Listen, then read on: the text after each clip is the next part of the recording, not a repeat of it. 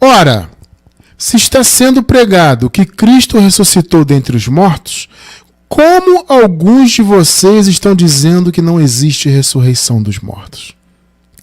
Meus amados, hoje eu quero falar sobre a ressurreição. Eu quero primeiro explicar o conceito da escatologia consumada. É muito importante, veja bem, é muito importante para você que está assistindo esse estudo, principalmente se você está recente assistindo aos estudos da graça, mas de repente você nunca ouviu falar do conceito da escatologia consumada. Então eu vou resumir um pouquinho o que é esse raciocínio e eu quero garantir para você que este raciocínio da escatologia consumada é o raciocínio, é o entendimento mais coerente e completo em relação à escatologia bíblica. E como o próprio nome já diz, a escatologia bíblica ela já foi consumada, já foi totalmente cumprida. Nós defendemos essa visão, como eu disse, porque ela é uma visão extremamente coerente com os textos bíblicos e coerente com a história da humanidade.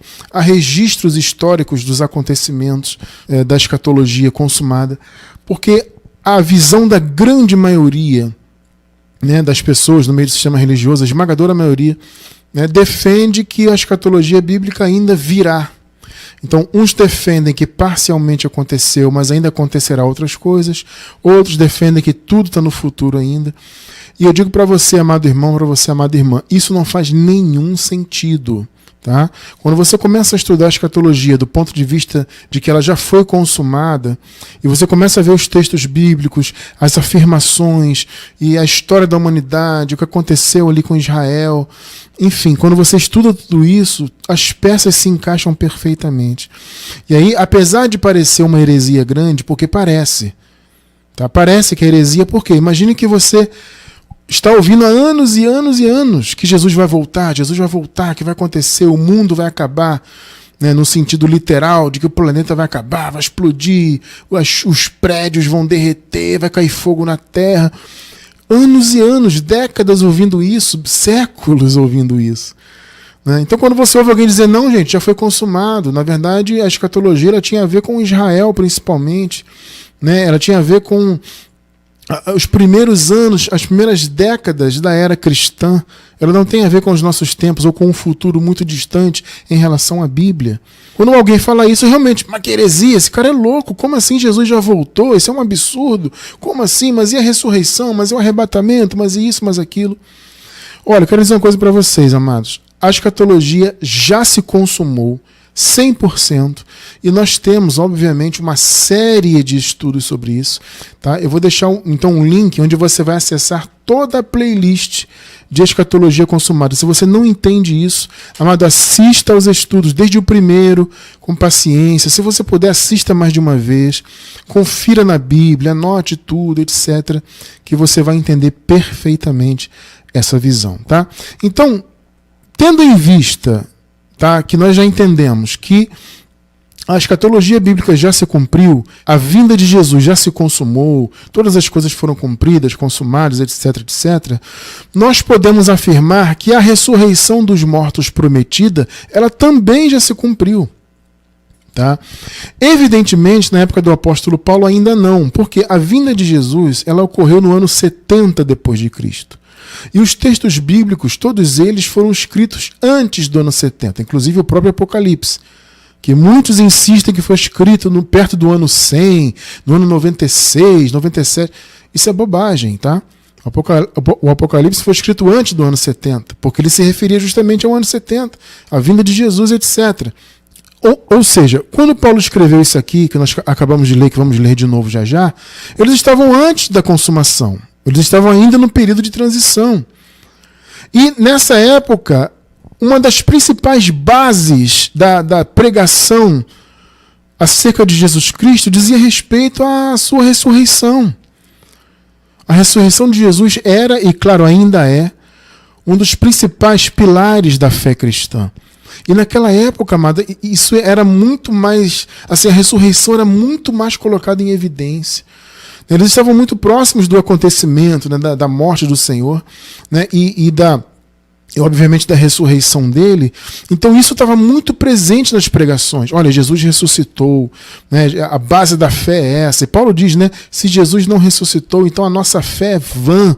Ou seja, a ressurreição era a base da pregação. Só que, amado, veja que coisa tremenda. Havia pessoas naquele meio, naquela época, que diziam que não havia ressurreição dos mortos. Um dos grupos que acreditava nisso, não era só esses, mas um dos principais e mais conhecidos, eram os saduceus. Vocês ouviram falar já dos saduceus, né?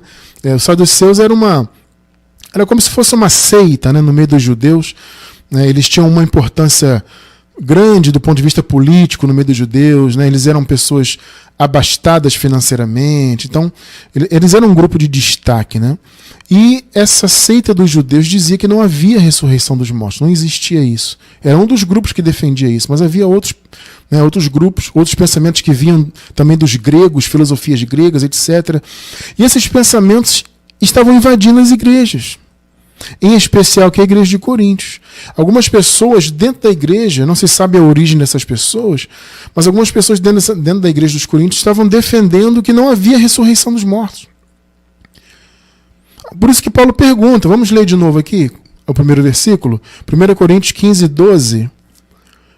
Ora, se está sendo pregado que Cristo ressuscitou dentre os mortos, como eu disse, essa era a base, praticamente, um dos principais pilares, a grande base da pregação era a ressurreição de Jesus.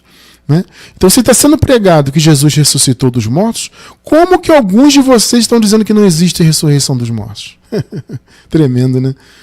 Amado, sabe o que é para mim, para o irmão cristiano, assustador? É que, veja bem, de certa forma, observe, eu não estou dizendo que é a mesma coisa, mas, de certa forma, há um pensamento hoje em dia que está um pouco parecido com isso. Tá? Porque existe um pensamento hoje teológico de algumas pessoas de que a alma do Filho de Deus morre. Né? Isso é um pensamento que, assim, eu não tenho palavras para definir o quão absurdo é afirmar que a alma dos filhos de Deus morre. Observem bem, nós temos 3 estudos que falam sobre a alma dos filhos de Deus. É uma trilogia. Eu vou deixar os 3 na descrição do vídeo. Você que está pela gravação, junto com o link da escatologia consumada, eu vou deixar os 3 estudos sobre a alma. Tá? Nós tratamos disso e mostramos e provamos biblicamente que não faz sentido você dizer que a alma do Filho de Deus morre. Tá? Se você diz que a alma do Filho de Deus morre, é mais ou menos você dizer que não existe vida eterna. Tá? Porque o corpo material, a matéria, ela vai para o pó. Essa carne aqui de Adão. É o único resquício de Adão, essa matéria.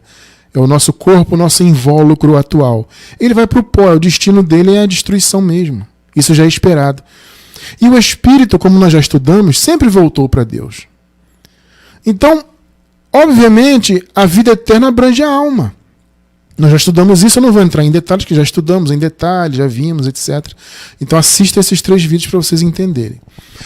Então, se a vida eterna ela está ligada à alma do Filho de Deus viver para sempre, obviamente a ressurreição, portanto, está totalmente ligada à alma. Você está entendendo? A ressurreição definitiva que aconteceu na vinda de Jesus no ano 70, ela estava totalmente ligada às almas dos filhos de Deus. Então, viver para sempre é isso, é você seguir vivo, a sua alma seguir viva. Tá? Só que, nesse mundo aqui, nós somos, como eu sempre digo, somos triúnicos, né? Esse é o projeto de Deus, tá? Para os filhos de Deus é esse. É serem triúnicos sempre. Corpo, alma e espírito. Só que nessa terra o corpo ele é de Adão ainda.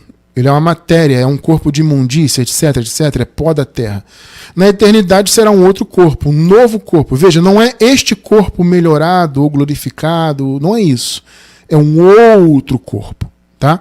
E seguiremos sendo triúnicos.